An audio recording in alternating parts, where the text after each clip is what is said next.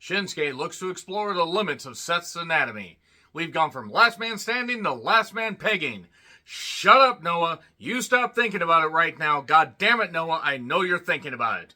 I'm John Renton with my review WWE Fastlane 2023 from Indianapolis, Indiana, that's never had a WrestleMania, according to Pat McAfee, who must have been high, drunk, and on all kinds of goddamn drugs, because apparently WrestleMania 8 at the Hoosier Dome in 1992 doesn't exist in Pat McAfee's Aaron Rodgers enabler mind. Yeah. Okay, this show, 5 matches. But by the way, this show, if you didn't know, they were so subtle, it's sponsored by Pizza Hut. Not that you could know, because you really had to look carefully for all the signs that it was sponsored by Pizza Hut, like the LED board, sponsored by Pizza Hut, and the Xavier, Barrett, and Booker T stuff about Pizza Hut. I mean, I think Booker was talking about Pizza Hut. I don't know. He might have been on Shucky Ducky Crack at that moment, because I haven't understood a goddamn thing Booker has said in about 5 years. But Pizza Hut! And yeah, Michael Cole talked about the Pizza Hut box, the dinner box. Michael Cole's commentary wants me to be in a pine box rather than listen to his yeah, okay, this show did not inspire me to continue to review SmackDown on the regular, or even continue to review Raw on the regular.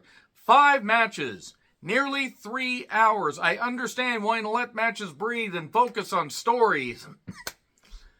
There were parts that were fine, but just they could have cut a couple of the matches down by 5 to 7 minutes and put on a couple more matches and maybe cut a few packages out.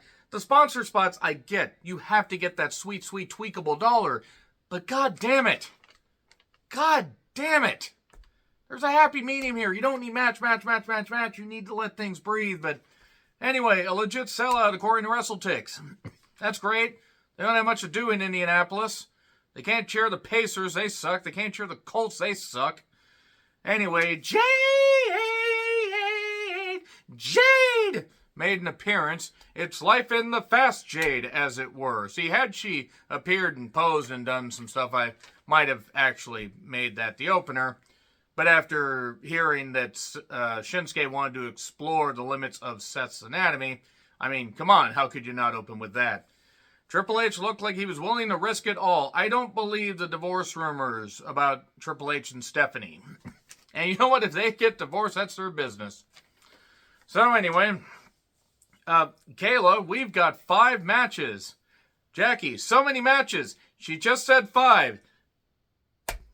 God bless Jackie. She tries. I don't know what she tries to do, but she tries. So, Pat McAfee doing the intro package from his podcast set, seemingly. And then we cut to a Cody J package. And I know they want to catch people up because not as many people are watching the shows. Low Raw ratings. And SmackDown is still above 2 million. And Raw is almost at like, or under 1.5 million usually. But anyway, Jay's entrance. Cody got huge pops. Indianapolis doesn't deserve a WrestleMania after that. I kid. People like Cody. I don't. Cody and Jay against the Judgment Day. That's Priest and Balor.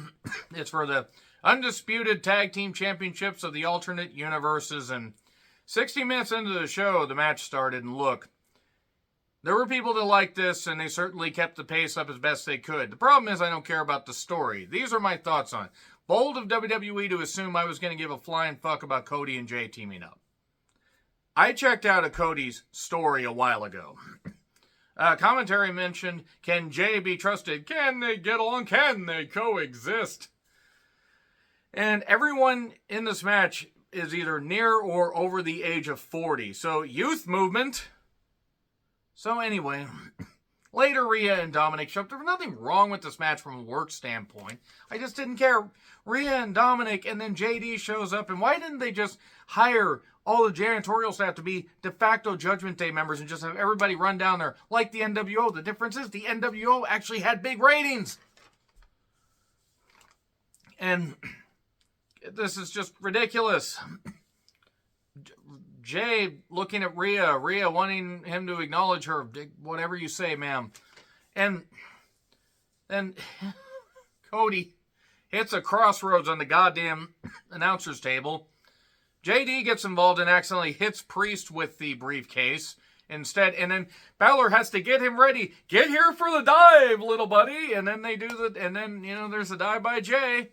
And then we get the Cody Cutter / 1D thing, 1, 2, 3. And we have new champions. I mean, if the tag titles meant shit, it would actually matter. Whatever. At this, I don't fucking care. I don't. New tag team champions. What? They hadn't meant anything since before the Usos lost them. I know they're unified. I'm not even saying split them because they don't have enough good tag teams. That might give Pretty Deadly a chance to win the tag titles. And God fucking damn it if that ever happens. So yeah, we're almost 40 minutes into the goddamn show. And then a pizza plug with Xavier, who loves his stuffed crust. And Booker saying stuff.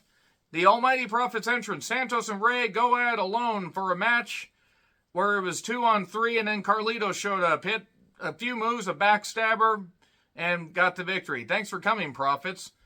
It was nice, of them to give Carlito a cologne, the backstabber, considering that his father was involved in a stabbing and covered up the fact that Jose Gonzalez stabbed Bruiser Brody, and probably other people were involved in that thing too. But Carlos Colon, who I'm sorry to hear is still alive. I wish that he wasn't. Fun fact. Carlito and John Cena posed together, and they were involved in that stabbing thing with Jesus. Remember that? Remember that stuff? I'm sorry if you do.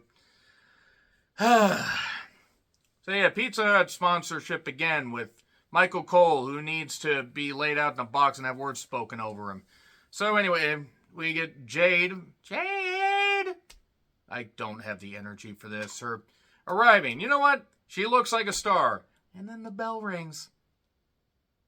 So, more ads. Io, Asuka, and Charlotte had a match for the Women's Championship of SmackDown. I believe it's the WWE Women's Championship because the World Championship's on Rhea. Not that you would know Rhea's a world champion or a women's champion at all because they barely ever defend it. It was fine. I'm sick of Charlotte. I'm tired of these three-ways. A few convoluted multi-person spots. We got a Tower of Doom point. We got Bayley coming down, almost costing Io and then distracting. Well, Charlotte had Asuka in the figure 8, and Asuka was tapping, but the referee didn't see it, because Asuka once again has to tap out to goddamn Charlotte. She can't beat her when she actually should. And Io won, which is good. That's good.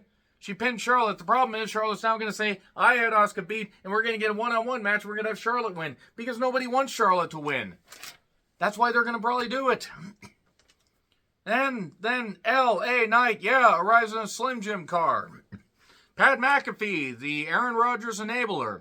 And look, Pat has a great personality and really does love wrestling and loves to be out there and have showmanship. He already has showmanship. And he's capable of putting on an entertaining, persona and being entertaining to the crowd. The problem is he needs to answer for that shit. If you agree with Aaron Rodgers, by the way, you're a fucking moron. I just want to say that, and I hope his Achilles heel never heals, because he doesn't fucking deserve to play a goddamn down. Hope his millions rot up just like his goddamn body. That horse dewormer isn't exactly working for him, is it? The alternative meds aren't fucking working, are they? Laughing at, that one player that Taylor Swift's dating, his name escapes me right now, calling him Mr. Pfizer. Yeah, well, Aaron, here's the thing. Maybe the next shot you take will mean that you won't get back up. So, anyway, big pop for Pat, and then I think Indianapolis deserves a WrestleMania. WrestleMania 8 literally exists, Pat, you fucking idiot. Cena and I took on Solo and Jim Uso. Cena sold his ass off for a long time, tagged LA Knight, yeah. Pat joined commentary for this. There was a low blow and no call because we're just going to go with all this stuff and ignore the tag rules, and LA Knight managed to get another victory. So that was big. That was cool. The whole point of it was for Cena to get a flurry, get beat down, tag the younger guy, I guess. Solo's the youngest of the four in this, by the way. And that's not saying much. And that was it. So good pop for LA Knight. It was good that he won.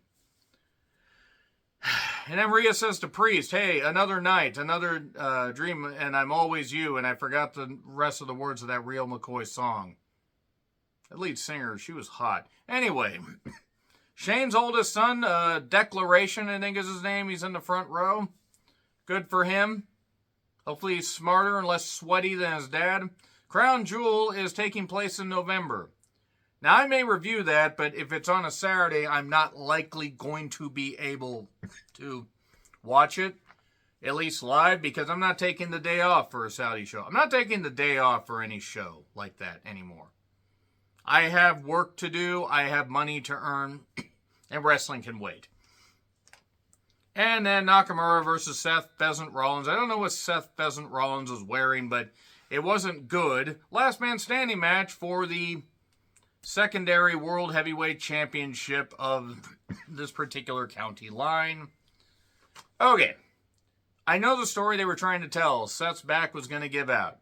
Here's the problem. They did everything, and then they did everything plus one to each other.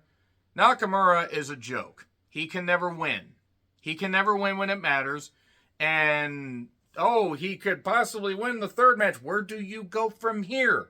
A fucking goddamn, fiery steel cage match, an Inferno Hell in a Cell match?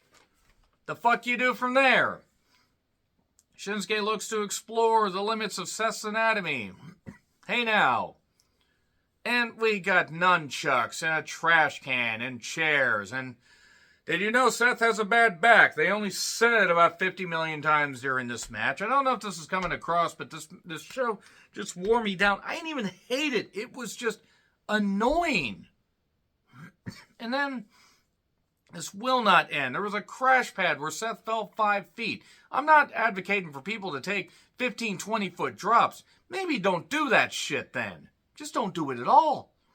You can fall further out of bed.